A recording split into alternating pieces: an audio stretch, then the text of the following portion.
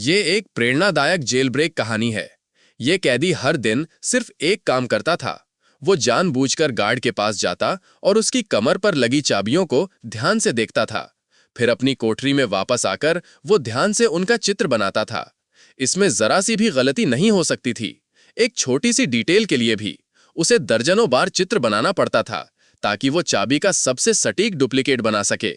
लेकिन सब कुछ अभी खत्म नहीं हुआ था। गार्ड के निरीक्षण के बाद वो एक माचिस की तीली जलाता, फिर कोठरी के दरवाजे के की होल को ध्यान से देखता, फिर एक सादा कागज लेकर उसे सावधानी से उस पर रखता और फिर उसे बार बार अपने हाथ से रगड़ता। इस तरह उसे की होल की बाहरी बनावट मिल जाती। लेकिन उसे कैसे पता चलता कि ये अंदर से कैसा दिखता है? तरीका बहुत सरल था। कागज को रोल करके धीरे धीरे अंदर डालना, फिर लकड़ी की एक छड़ी से उसे बार बार हिलाना। इस तरह की होल की आंतरिक बनावट कागज पर छप जाती। अंत में वो इसकी तुलना चाबी से करता। हालांकि उसके पास चित्र थे, लेकिन भागने के लिए ये काफी नहीं था। उसे इसे असल में बनाना था। सामग्री प्राप्त करना एक समस्या बन गई, लेकिन 150 आईक्यू वाले उस व्यक्ति ने जल्दी ही एक तरीका सोच लिया। वो था लकड़ी से चाबी बनाना। जेल में धाती मिलना मुश्किल था, लेकिन लकड़ी बहुत थी। उसके साथी ने यह सुनकर उसका मजाक उड़ाया। लकड़ी की चाबी तो तुरंत टूट जाएगी। उसने कहा कि अगर वो की होल की बनावट के अनुसार चले तो वो नहीं टूटेगी। दोनों को गंभीर देखकर मार्क भी सहमत हो गया। वे उस दिन लकड़ी की वर्कशॉप में काम करने जा रहे थे। उस आदमी ने चाबी के आकार के अनुसार जल्दी से एक प्रारंभिक मॉडल बना लिया। अब उसे बस इसे वापस ले जाकर घिसना था। गार्ड द्वारा पकड़े जाने से बचने के लिए उसने सामग्री को एक फ्लास्क में छिपा दिया। फिर दूसरे का ध्यान आकर्षित करने के लिए अपने साथी को एक संकेत दिया। उसने तुरंत एक तौलिए से फ्लास्क का मुंह बंद कर दिया। गार्ड को कुछ शक हुआ। अगले ही पल उसने सभी को एक लाइन में खड़ा कर दिया और एक एक करके फ्लास्क की जांच करने लगा। गीले तौलिए के सोखने की वजह से अंदर छिपा हुआ मॉडल बाहर नहीं गिरा। फिर गार्ड ने उसे 2 बार हिलाया। जब उसने देखा कि अंदर कुछ नहीं है तो उसने उसे वापस कर दिया। इस तरह उस आदमी को सफलतापूर्वक आवश्यक सामग्री मिल गई। अब उसे बस एक फाइल से चाबी की बनावट को घिसना था। फिर उसने उसे गोंद से जोड़ दिया और लकड़ी की एक चाबी तैयार हो गई। गोंद एक बूढ़े कैदी ने बेच लाया था, जो 50 साल से जेल में था। उसने किसी तरह से इसका इंतजाम किया था। अब प्रयोग करने का समय था। उसने उम्मीद के साथ चाबी को की होल में डाला। जब उसने अंदर से क्लिक की आवाज सुनी तो वो समझ गया कि वो सफल हो गया है।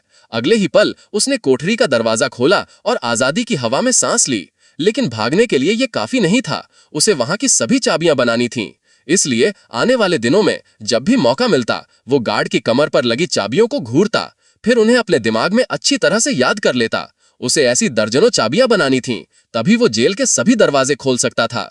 और हर चाबी बनाने के बाद उसे यह सुनिश्चित करना पड़ता था कि भागने की योजना में कोई गलती न हो। अपने साथी की मदद से उस आदमी ने कोशिश करना शुरू कर दिया। वो हमेशा अपने साथ एक फाइल रखता था, ताकि मौके पर ही सुधार कर सके। लेकिन इस बार एक दुर्घटना हो गई। चाबी की होल में फंस गई। और इससे भी बुरी बात यह थी कि तभी एक गार्ड निरीक्षण के लिए आ गया। वो लकड़ी के टुकड़े को अंदर से निकालना चाहता था, लेकिन वो बहुत बुरी तरह से फंसा हुआ था। अगर वे उसे देख लेते तो परिणाम बहुत बुरा होता। उसके साथी ने जल्दी से उसे एक स्क्रू ड्राइवर फेंक कर दिया। उस आदमी ने उसे लेकर की होल पर जोर जोर से मारना शुरू कर दिया। तभी मोटा पुलिस वाला आ गया। उसने जल्दी से कुछ भी न होने का नाटक करते हुए फर्श साफ करना शुरू कर दिया। सौभाग्य से वो सीढ़ियां चढ़कर थक गया था, इसलिए वो अंदर नहीं आया, बल्कि आराम करने के लिए वापस चला गया। इस समय का सामना करते हुए उसने जल्दी से ताले को वापस ठोक दिया। ये सब करने के बाद वो संकट से बाल बाल बच गया। लेकिन जब दूसरा गार्ड दरवाजा बंद करने आया तो उसने पाया कि दरवाजा बंद नहीं हो रहा है।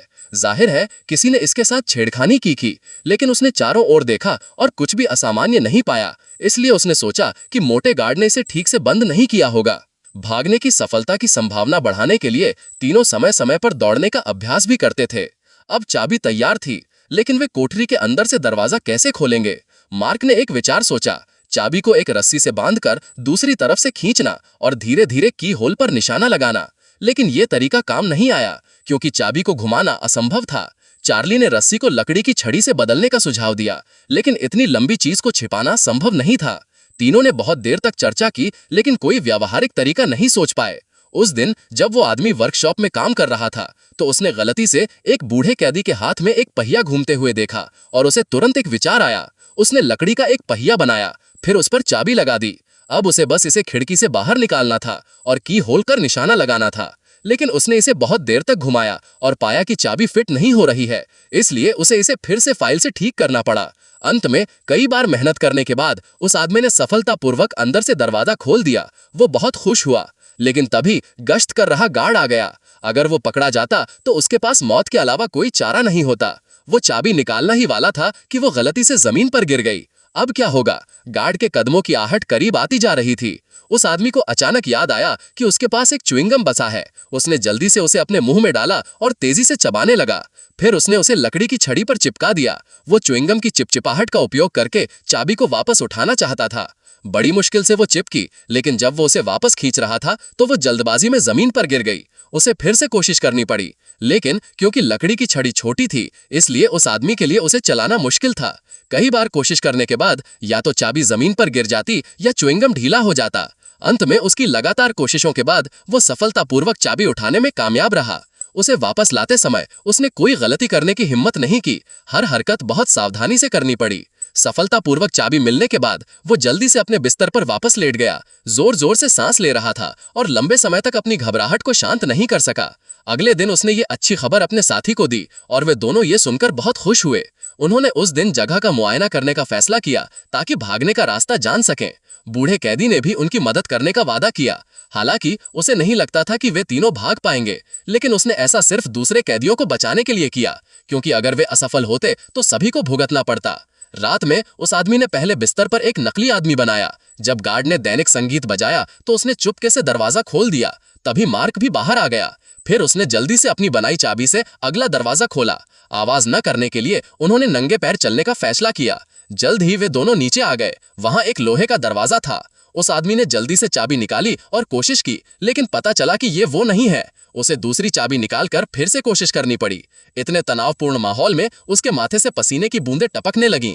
कई प्रयोगों के बाद आखिरकार उसे सही चाबी मिल गई, लेकिन जैसे ही वे दरवाजा खोलने वाले थे, उन्हें गार्ड के कदमों की आहट सुनाई दी।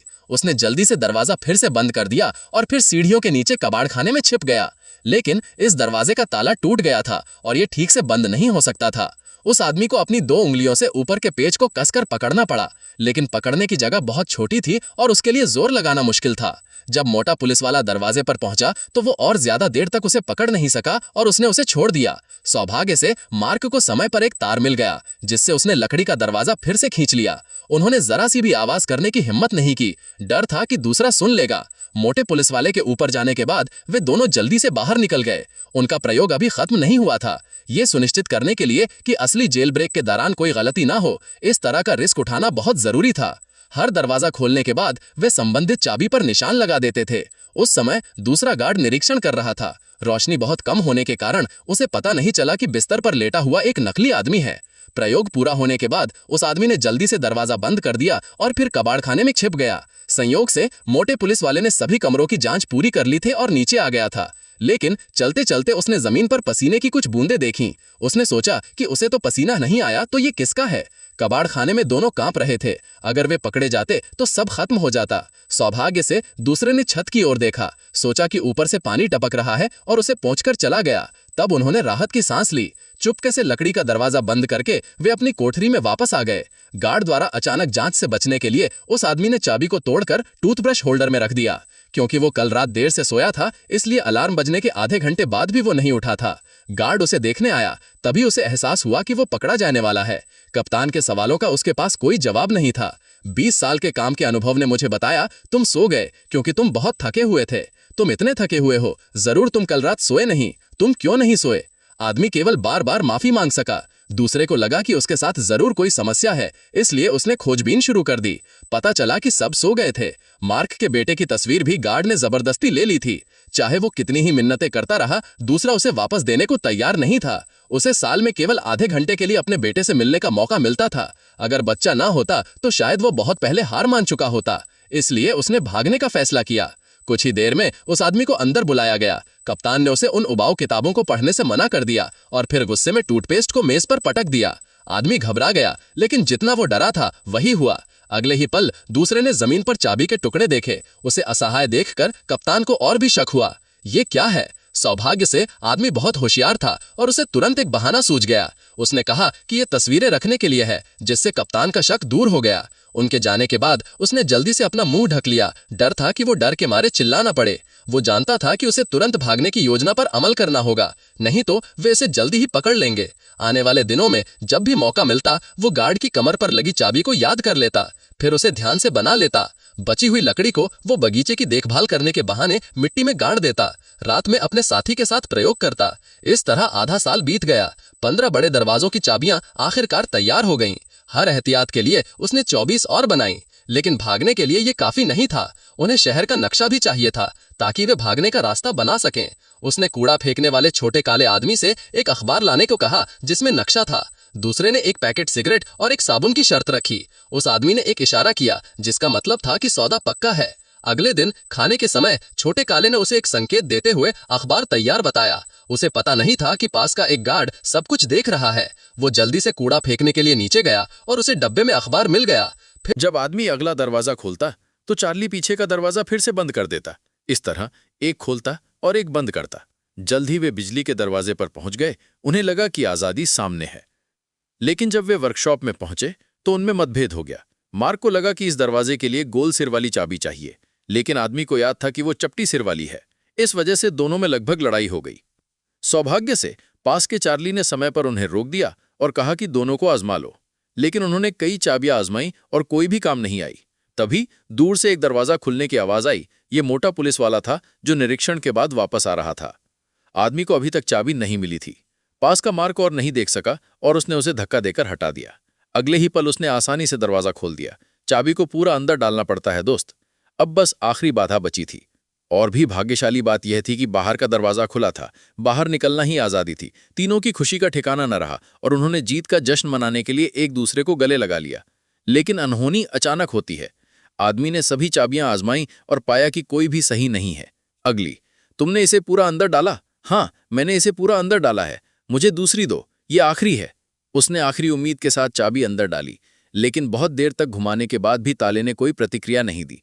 तब उन्हें एहसास हुआ कि गार्ड के पास इस दरवाजे की चाबी है ही नहीं। अब क्या होगा? क्या उन्हें वापस उसी रास्ते से जाना पड़ेगा? लेकिन वे बड़ी मुश्किल से यहां तक पहुंचे थे। अगर वे वापस नहीं गए तो पकड़े जाने पर उन्हें गोली मार दी जाएगी। मार्क ने दरवाजे पर दस्तक दी और पाया कि वो खोखला है। जब ये लकड़ी का है तो इसे तोड़ा जा सकता है, इसलिए अगले ही पल उसने सीधे छेनी हथौड़ा उठाया और उसे तोड़ने लगा। इससे बाकी दोनों डर गए। इतनी जोर की आवाज से गार्ड जरूर आ जाएंगे, लेकिन अब उनके पास जुआ खेलने के अलावा कोई चारा नहीं था। जैसे जैसे मार्क की गति तेज होती गई, उनके दिल की धड़कन भी तेज होती गई। अंत में 10 मिनट के बाद तीनों ने सफलतापूर्वक ताला तोड़ दिया। फिर उन्होंने जल्दी से अपने कपड़े बदल लिए। जब दरवाजा खुला तो उन्हें लगा कि उन्हें नया जीवन मिला है। मार्क जैसे ही दरवाजे से बाहर भागने वाला था, उसे दोनों ने जबरदस्ती वापस खींच लिया, क्योंकि ऊपर गश्त करने वाले गार्ड थे। उन्हें उनके मुड़ने के इंतजार में चुपके से दरवाजे तक जाना पड़ा। जब वे दोनों आ गए तो आदमी नक्शे के सहारे भागने लगा, लेकिन उसके पीछे मार्क और दोनों डरे हुए थे और आगे बढ़ने की हिम्मत नहीं कर रहे थे। ये सब बहुत अविश्वसनीय लग रहा था, लेकिन अब उनके पास पीछे हटने का कोई रास्ता नहीं था।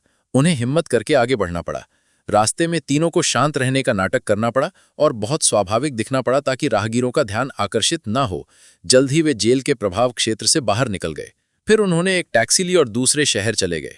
इस समय दूसरी तरफ का गार्ड कैदियों को उठा रहा था, लेकिन जब उसने सभी कोठरियों के दरवाजे खोले तो उसने देखा कि आदमी की तरफ कोई हलचल नहीं है। उसने सोचा कि वो फिर से सो गया है। हे, उठो, हे, ओह, बुरा हुआ, बुरा हुआ, अलार्म बजाओ। ये देखकर बूढ़ा कैदी हंसने लगा।